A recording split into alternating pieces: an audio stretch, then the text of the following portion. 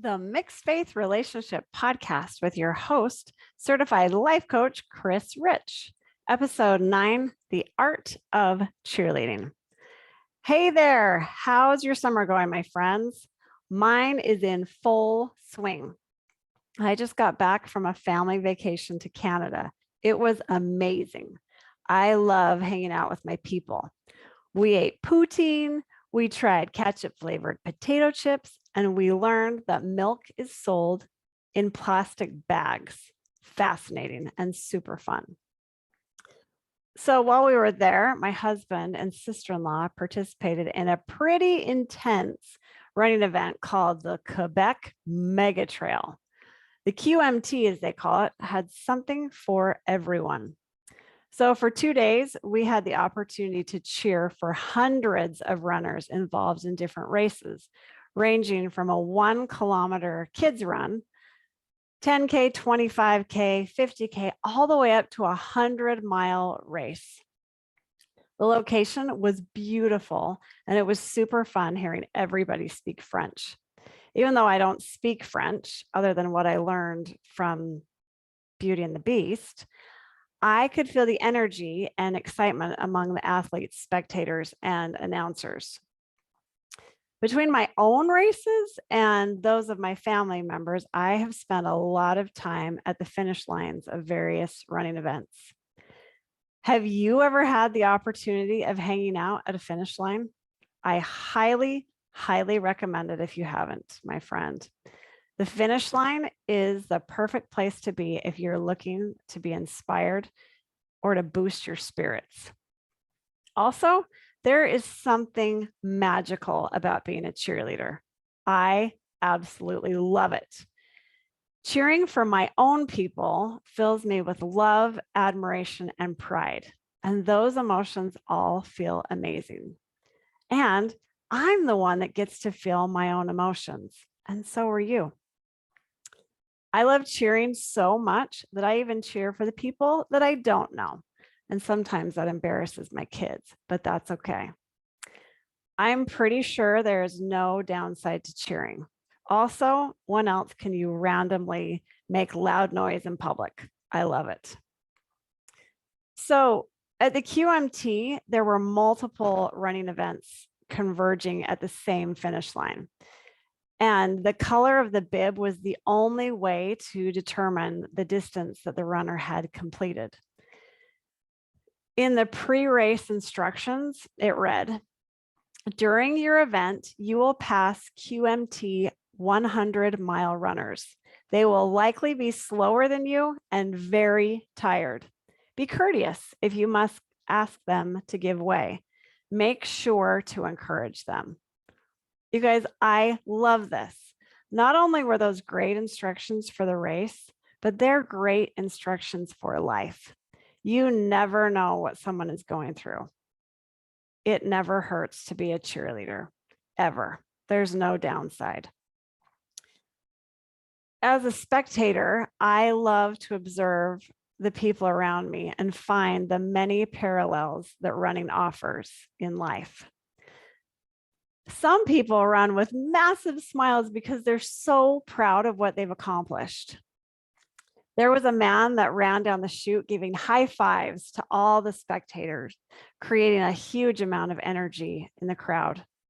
Another man ran holding the hand of one child while a second child sat perched on his shoulders.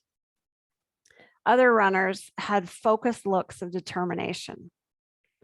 I teared up as I watched a weary 100-mile athlete covered in blood, sweat, and mud hobble up to the finish line trying to beat his 41-hour cutoff time.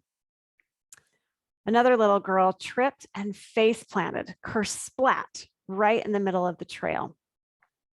Her mom quickly pulled her up so she could keep running and held her hand. A second woman came and grabbed her other hand, and the three of them crossed the finish line together.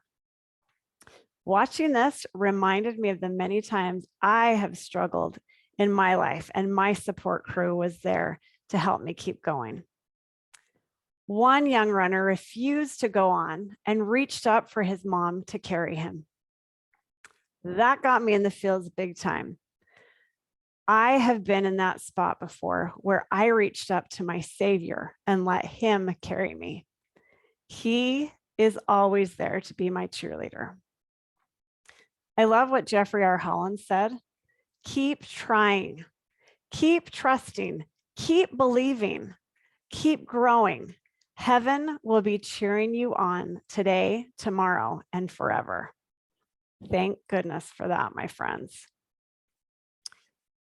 As I mentioned, cheering for others feels amazing. I'm a huge fan of it. I invite you to cheer for those around you any chance you can get. Little or big reasons to cheer, take them. Okay, so let's switch gears now and talk about what it feels like when others cheer for us. Not gonna lie, I love being cheered for. I am forever grateful for my girlfriend who cheered me on at mile 26 of the Hartford, Connecticut Marathon after I dry heaved in the middle of the intersection and I didn't want to take one more step at mile 26. You got this, Chris Rich. Keep going. I'm pretty sure that her cheering is what got me to the finish line. It feels fantastic when others are there to notice our accomplishments and to validate us and to cheer us on. I'm deeply thankful for the cheerleaders in my life. But what about the times when people don't notice how hard we're trying, the work that we do, or the sacrifices that we make, perhaps in their behalf? I don't know about you, but my people don't cheer me on all the time. They're amazing, but I seldom get comments like, wow, Mom, this meal is so full of fiber. Thanks for looking out for me and creating this lovely meal. Or, wow, you are a laundry diva. Did you really wash all this laundry and fold it and put it away today? I'm sure that they mean that, but that's not what they say. I want you to think about what kind of a cheerleader you are. And I'm guessing you're a pretty amazing cheerleader. I want you to think about how you cheer for your daughter at the sidelines of her soccer game, or the way you hooped and hollered when they announced your son's name at high school graduation, the way that you celebrate your husband's success, or celebrate the happiness of a friend. I already know that you are an expert cheerleader, my friend, because you are fantastic at cheering on everyone around you. I want you to take that same energy that you use to cheer on everyone else, and I want you to do it for you. I want you to be your very best cheerleader. And then when everyone else cheers for you, like we hope they do, that's just a cherry on top because you've already done it for you. Build yourself up. Notice the good that you do. One of the things that I like to do myself and that I invite my clients to do, and I'm inviting you to do right now, is to find ways to cheerlead yourself. And one thing that I like to do is look in the mirror in my own big blue eyes and have a little conversation with myself. It's usually when I'm brushing my teeth.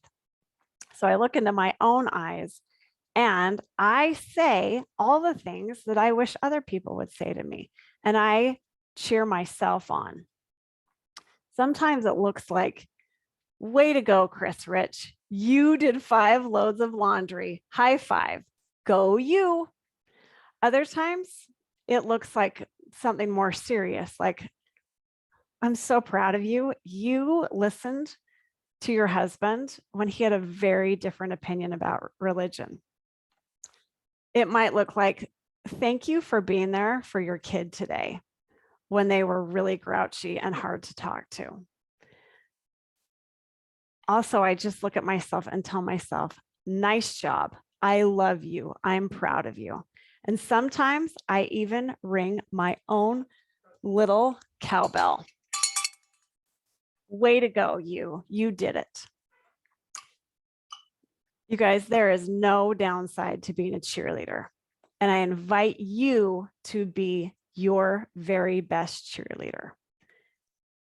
It feels fantastic to cheer for other people, even when you do it for yourself. And I'm going to leave you with that. One thing that I'm super excited about, and I'm going to be my own cheerleader right now.